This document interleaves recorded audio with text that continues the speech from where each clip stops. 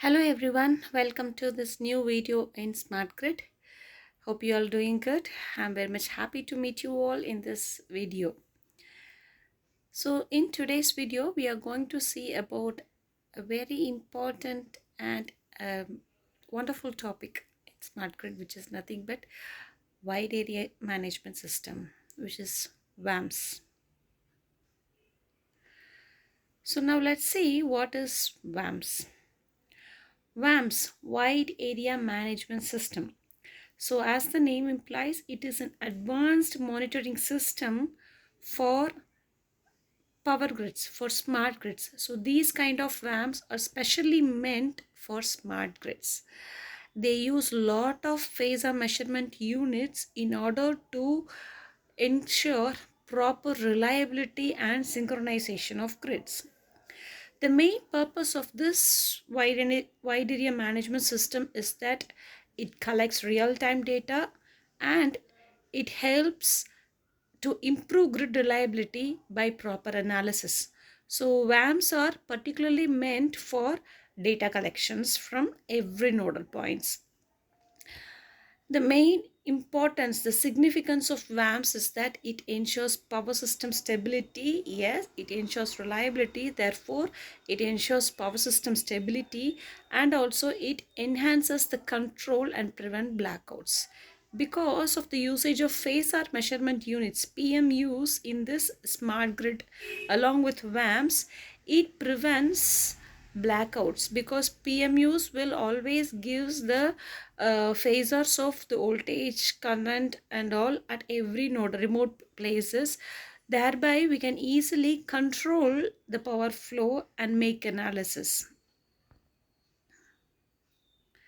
Now let's get to see about the components of WAMs. The main components, as we have discussed previously, is that PMUs, the phasor measurement units. Why it is needed? It is used to measure the voltage and current. And then what else we need? We need PDCs, which is the phasor data concentrators. The use of PDCs are it collects and synchronizes the PMU's data. So the PMUs will measure the phasors of the voltage and current, and these PDCs will collect those data in real time. And these collected data will be communicated or transferred to the communication network through transfer of through real-time power transfer signal transfer network. Communication protocols are there through which you can easily transfer the data from PDCs to the networks. And we have control centers wherein which these collected real-time data are processed, and the grid will make decision based on the analysis. So the main components of WAMs are PMUs, PDCs, communication networks and control centers. Now let's see how it works. As while discussing about the components, we have discussed the process flow. Yes, it works with the same process. The PMUs will collect electrical measurements across the grid, and these collected data, these measured data is time stamped with GPS signals for precise synchronization, and these time stamped data will be collected by the PDCs, and these data will be analyzed, and wherever the grid instabilities are found, it will be detected at the end of the analysis. And because the PDCs will give the transfer these data to the communication networks, and we have control centers wherein which these analysis and detections will be found, and the operators will receive alerts to take preventive actions. Now let's see about the applications of WAMs. The main applications that we have seen in the advantages itself is that it ensures power grid stability monitoring. So it detects the faults and any disturbance throughout the power systems, and it ensures control over it, and it estimates the state of the power system. So in order to improve the accuracy of the power system modeling, the state estimation can be easily done with the help of this WAMS, because it provides real-time data of voltage and current along with the phasor. And also this WAMS ensures renewable energy integrations because it helps balance the fluctuations from any kind of solar energies which are meant to be integrated.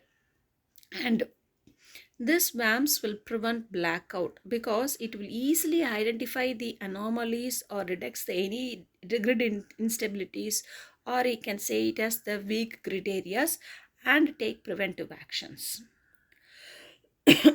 Now let's look into the benefits of WAMS. So it improves reliability, ensures real-time monitoring by enhancing the situational awareness, and it has faster response. Yes, because this it is one of the major feature connected with self-grading, self-healing, and resilient. This resilient and self-healing property of this grid is being increased with the help of this WAMS only. So this WAMS ensures faster response, and also it ensures efficient power distributions by optimizing the energy flow across the networks. So these are the main benefits of WAMS. Now let's see about the challenges of WAMS. Even though it has lots of benefits and all, in order to implement these WAMS into the existing grid, it faces a lot of challenges. First thing is the high implementation cost. Yes, it involves more PDCs and PMUs. It needs to be installed throughout the power system network, so it is cost effective. So it requires advanced infrastructure. Like I said, it needs PMUs, PDCs, which are highly cost, which is of high cost. So we have to restructure the existing power system into a digitally advanced power system. So we need to equip this grid with more digital networks. Hence we need lot of cost factors which is being uh, incorporated in this grid upgradations. And there is a possibility for data security risk because this WAMS has uh, communication protocols. So there is a possibility for communication data breach. So it is very much susceptible to cyber attacks. And also, since it handles a huge amount of data, this large volume of data required efficient processing. You need efficient storage and processing devices in order to handle these large datas. And also, there is a communication latency. Yes, a delay in data transmission can impact the decisions. So any latency of even a very fraction of second will lead to a drastic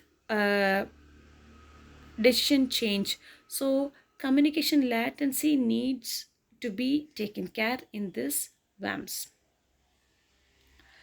So this is a short comparison between WAMS versus the traditional monitoring. We have the features based on which this which this comparison has been done. We know that when we take about data collection, this WAMS is real time, whereas traditional monitoring, wherein which it involves both um human as well as digital monitoring. So it is an incorporation of both, so which is periodic only. And also accuracy in WAMS, the accuracy is high, but traditional monitoring it is moderate. And when coming to fault detection, WAMs are instantaneous, whereas traditional monitoring are delayed. Yes, because the data collection is periodic, hence we cannot take immediate decision based on the past data collected. We need real-time data in order to take instantaneous decisions. So in that case, WAMS is a bit highly active in these kind of fault detection decision makings. And when it comes to grid stability, WAMS is proactive, whereas traditionally monitoring system is reactive, because whenever a grid becomes unstable, then only the preventive measures or the repairment works will be done in traditional monitoring. But WAMS is proactive. Even if there is a possibility for grid instability, that will be detected in prior by the WAMS. So it is highly proactive. So this is the major difference between a traditional monitoring mechanism and the wide area monitoring systems. So hope this video, in this video we have understood a clear idea about wide area monitoring systems. So through this video we have gone through the what is WAMS, what is its importance, benefits, advantages, disadvantages, challenges, and then a comparison between the traditional as well as WAMS monitoring. Now we will see about the future trends. WAMS, of course, in recent trends, AI/ML is the trend of the era. So this WAMS can incorporate AI/ML techniques also. And also, in order, one of the challenges that we have discussed earlier is communication latency that can be overcome by using edge computing technologies, and personals have been working on it in order to match this communication latency. And also, there are a lot of 5G networks in order to improve those communication speed and reliability, and we have increased PMU deployments in order to enhance the monitoring coverages. So these are the future trends, or we can say is the current hotspots in WAMS where you can have a research scope. So in this video we have seen clearly about the WAMS, wide area monitoring system. Hope this gives a thorough input regarding WAMS. We'll meet you in the next video. Keep watching and keep learning. Thank you. Thanks for listening.